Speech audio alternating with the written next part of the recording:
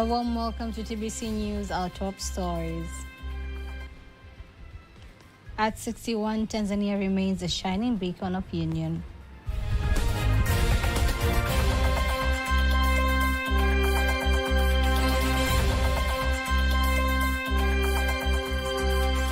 Tanzania firm despite changing times. What we have to do, we have to reorganize it domestically on the way we mobilize our resources and the way we reallocate them.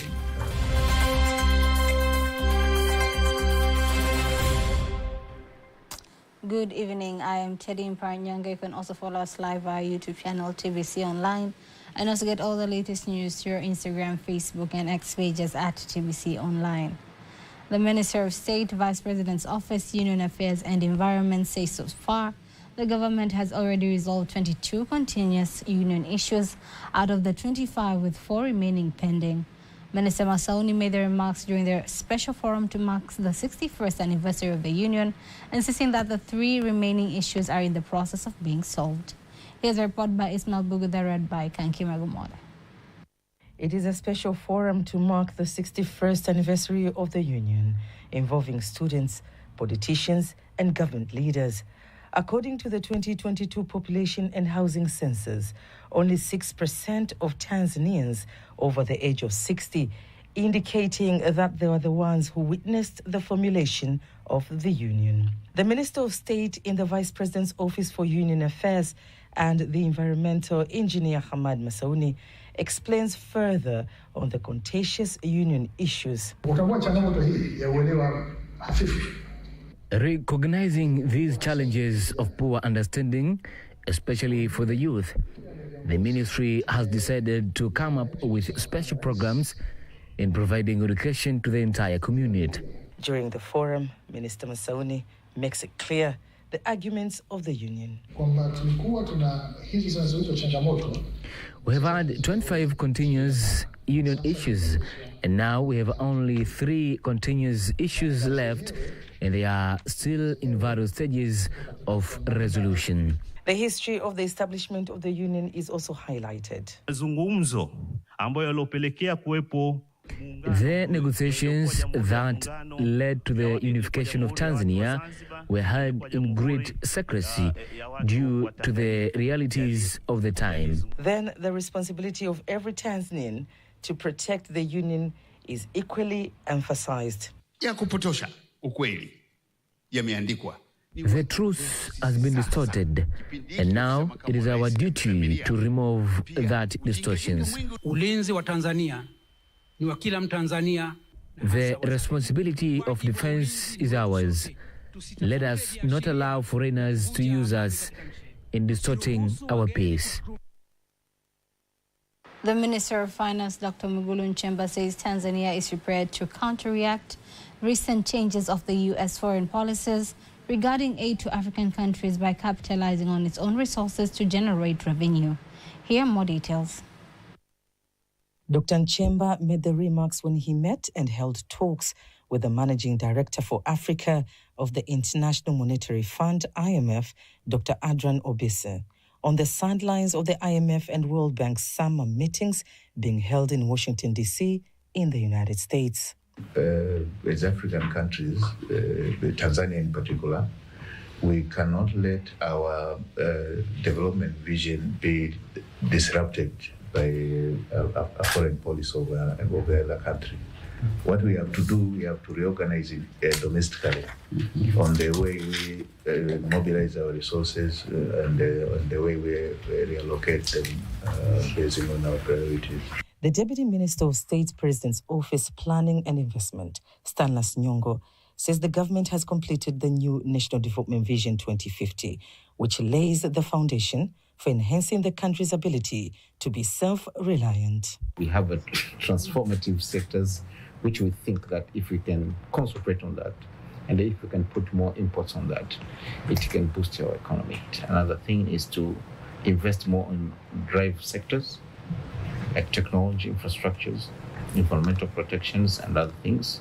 So we have big things to do to achieve this. Furthermore, Obese commends Tanzania for taking such critical steps to run the economy and ensure that foreign aid policies geared by other countries do not affect the future of the country's development and social services in general. The PFGD review that was conducted 2 years ago, I think it was timely to prepare the fund for these kind of shocks. But I would like to get your initial assessment on the issues and guidance.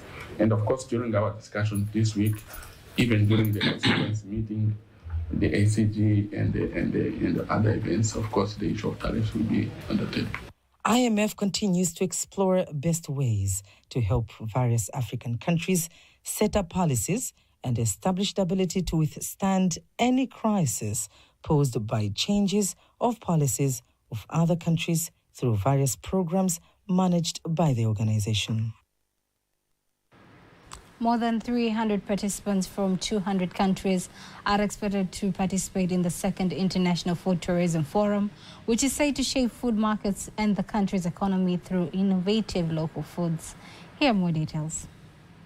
Speaking in Arusha, the Minister of Natural Resources and Tourism, Ambassador Dr. Pindi Chana, said they have organized a local food festival to promote food tourism due to its authenticity and taste and promote local and foreign market. Tumekusudia kulifanya jukwaa hili.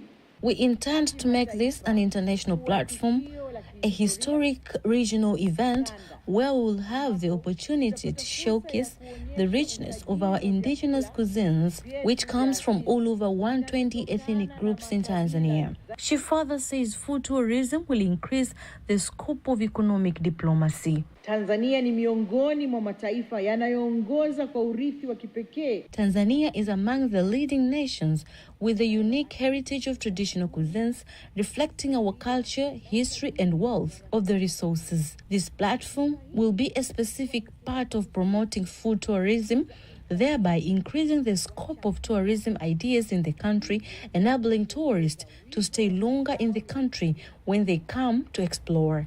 The director of the World Tourism Organization, UN Tourism African Region, Alicia Grankart, says Tanzania is an exemplary in having natural and tasty food, making it sustainable for food tourism. Tour of the African gastronomy, whereby Tanzania is also featured, for us to showcase the gastronomy of Africa.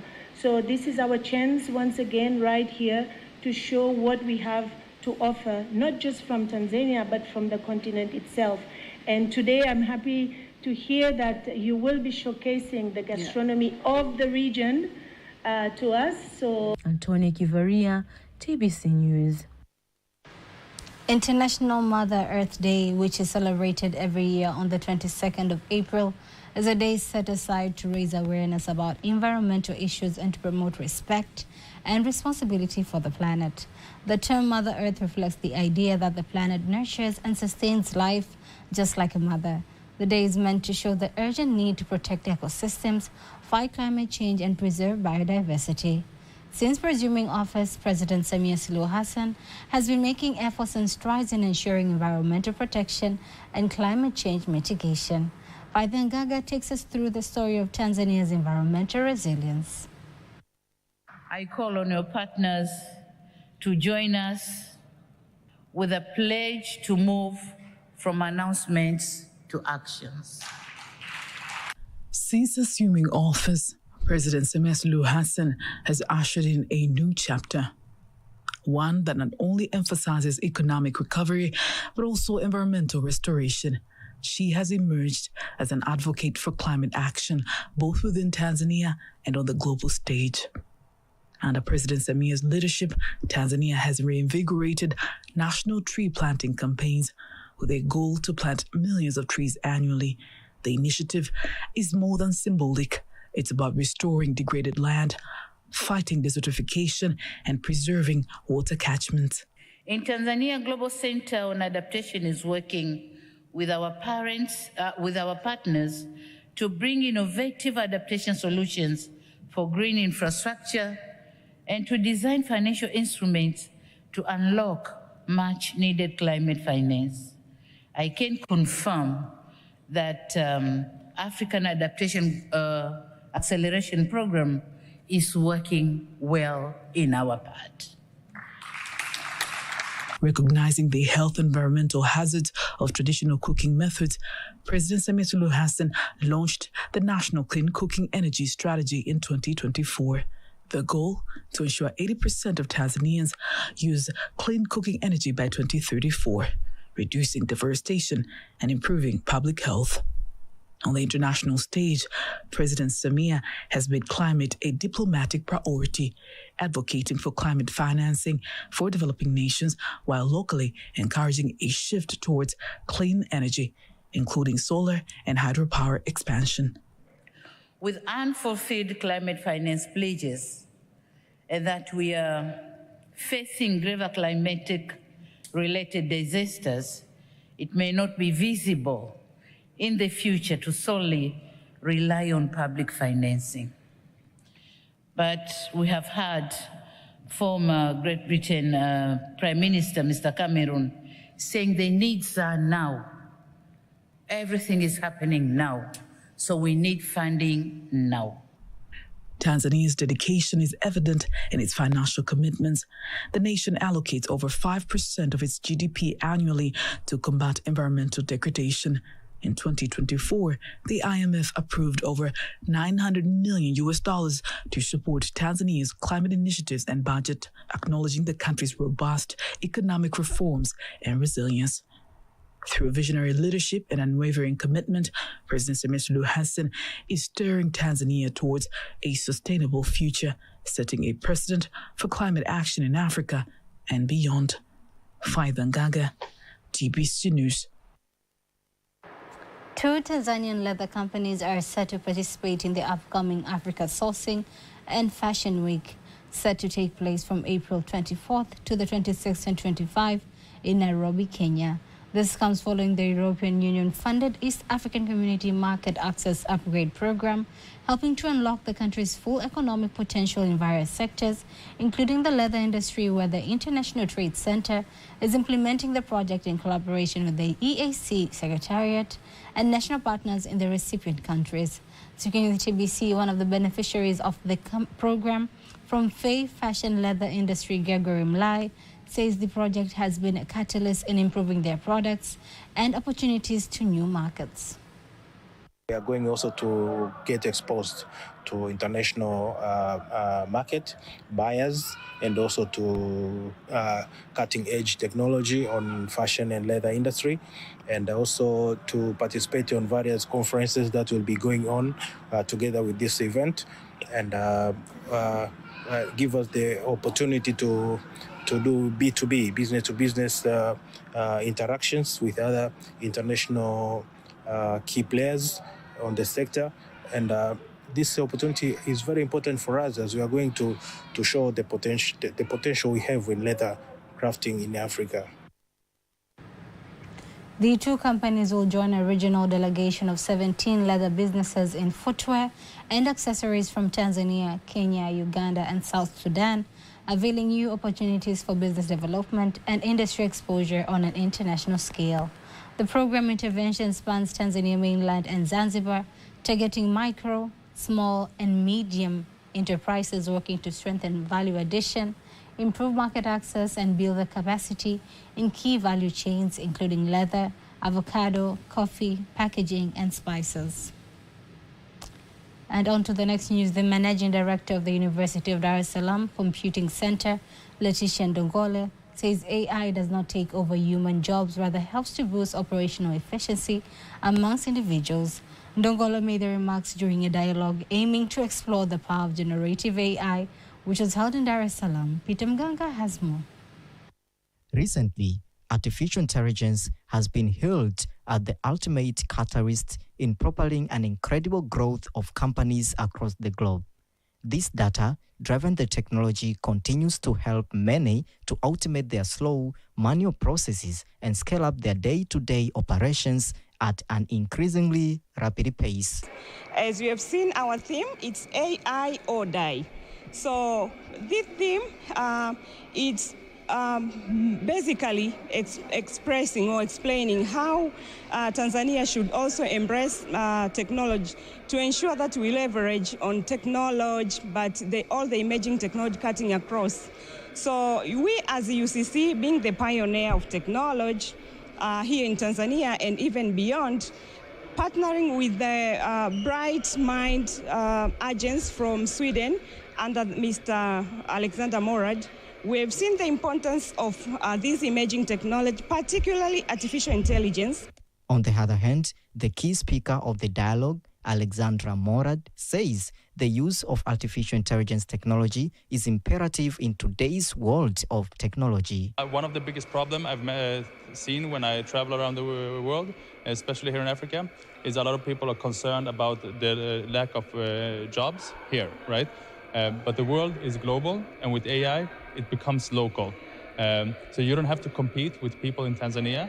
You can get clients from Germany, from US, from Sweden, and you can, with AI and generative AI, you can help them solve their problems at a price that for them is way cheaper, and here is a lot. Furthermore, some of the participants vow to increase the AI technology application to boost efficiency of their operations. It just opened us to a possibility that we can do endless things. We can do the video editing, we can do the video generation, we can generate pictures, we can do a lot of things. We can screenwrite, we can script, all that we can do, which before it needed somebody to go to school for. It needed skills, trained skills. But now you can just prompt an AI and give you the same results and products. Most of the people in our country aren't really aware about the whole concept of AI. Our knowledge only extends further to ChatGPT and then that's it. But with Alexander, he was able to transform that knowledge and show us different platforms, different tools that help each and every person, because they're creative. Using them could help us make a lot of money. AI, for starters, is where the world is going. And without it, most of the business will be inefficient. So using AI will help us generate more efficiency in businesses. Artificial intelligence is not only a tool to make our lives easier and more productive, but it is also has the potential to create a safer environment for the people across the globe. Peter Mganga, TBC News, Dar es Salaam. In case you missed any of our stories, remember you can always go to our YouTube channel at TBC Online and watch anytime, anywhere across the globe. Before concluding the local news, let's take a look at today's exchange rates according to the Bank of Tanzania, BOT.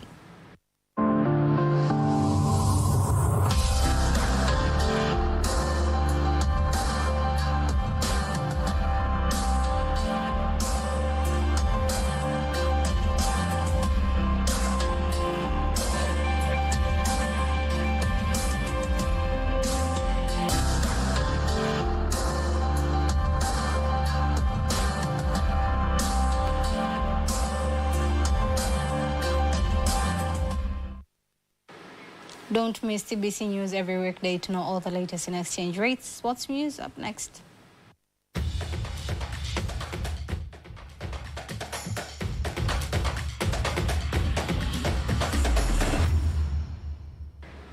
And in sports news, Telugu Royals cricket team vice-captain Loknath Pasupulati says they are training hard to polish their skills ready to participate in the Tanzania Open National Cricket Competition, scheduled to take place next month in Dar es Salaam. Pasupulati told TBC in Dar es Salaam that they believe the competition will be as tough as all the teams are competitive. No, we are planning tournament for coming next month, so that's why we are practicing matches. It will be going to help us. It is our home ground. It is going to help us for different teams we playing. Just we are playing normally. So national team, they're playing for the stitch ball. We are playing for hot tennis ball. So do we... Tanzania Boxing Federation TBF President Makore Mashanga says they will use the National Open Boxing Competition to scout and select potential boxers for the Tanzania boxing national team. Mashanga believes that the competition will be tough, creating a platform for the boxers to showcase their talent, and those who will be selected to join the Tanzania boxing national team ready to represent Tanzania internationally. Tutakuwa na mashindano makubwa kabisa sisi kama shirikisho la ngumi ambayo ni ya msingi sana kwa sababu ni mashindano ya wazi ya ubingwa taifa. At the Boxing Federation of Tanzania, we plan to conduct the opening boxing championship in May this year. All boxers who are ready to fight are invited so as to showcase their talents as they can be selected for the national boxing team in the future. Ambao hao tukishawapata ndio tunawaweka kambini kwa maana kwamba ni wale ambao watakuwa na uwezo wa sasa kucheza ngumi kwa ajili ya maandalizi ya mashindano ya taifa na kimataifa ambayo Tanzania itatakiwa tushiriki kama nchi. Open boxing tournament is planned to take place next month in Dar es Salaam. And that is sports news. And now before we conclude the news bulletin for tonight, let's take a look at the weather forecast for the next 24 hours. Once again, this is 24 hours weather forecast from Tanzania Meteorological Authority as presented to you by Godfrey Kazinja. Wind flow patterns, average wind speed expected over the most part of our country. And the strongest rainfall signal are over northern coast extending to northern Eastern Highland, and TMY issue an advisory of expecting heavy precipitation at times over northern coast, Morogoro region together with northern Eastern Highland. Please take note on that. For tonight, we expect future cloud condition, thunder shower over fury over northern coast together with Morogoro region. While Lake Victoria Basin, western part, northern Eastern Highland together with southern coast, expect to future particle condition, thunder shower over fury. The rest part of our country expect future particle condition.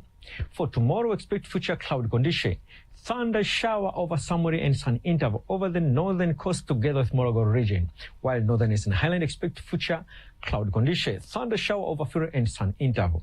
Lake Victoria Basin, western part together with southern coast expect future particle condition, thunder shower over Fury and sun periods.